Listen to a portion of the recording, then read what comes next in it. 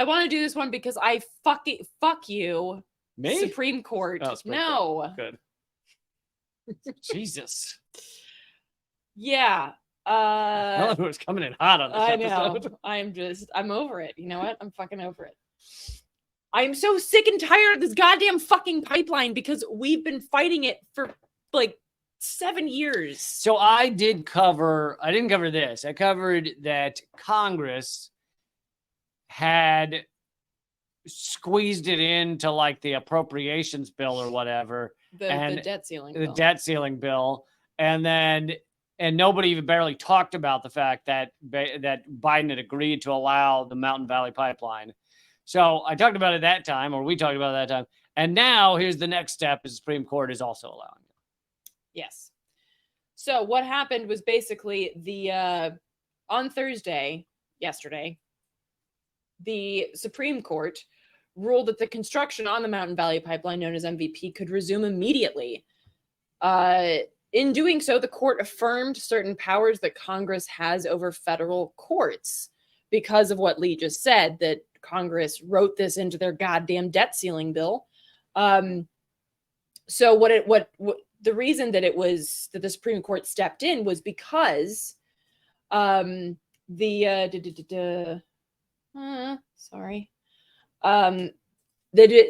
had been a block by the 4th U.S. Circuit Court of Appeals in Richmond, Virginia, because even after Congress ordered the project's approval. It's the first good thing Richmond, Virginia has done. Hey, it raised you. It birthed me. I mean, not birthed. Well, yeah, that's true. It held you. Sadly, Walter Reed Military Hospital birthed me, but yeah.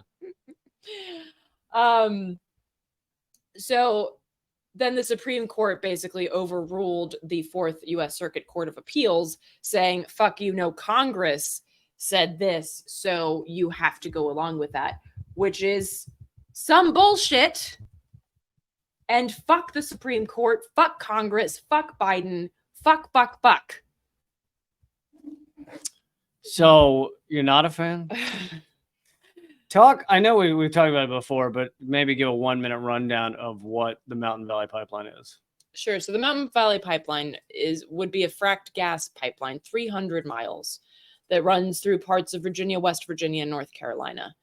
And it is a horrific project, like all of these dirty energy projects are, and runs through a lot of watersheds. One runs through and across actual bodies of water, runs through and across pristine ecosystems in Appalachia.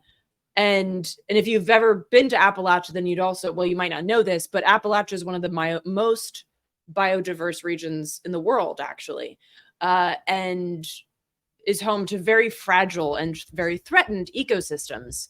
And at a time in which, you might have heard, people are literally going to burn units because they pass out from the heat and then pass out onto concrete that is so fucking hot that they get 3rd-degree burns on their body at a time in which that's happening.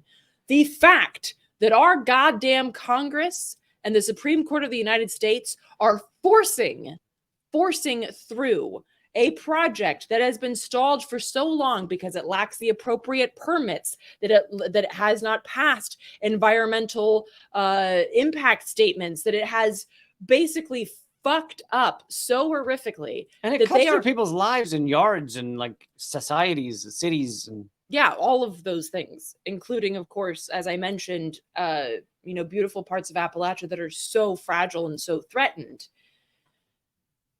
And so the fight continues, and I wanted to let people know that Appalachians Against Pipelines has put out a call. If you're not familiar with them, you should check them out. They're on Instagram, and you can.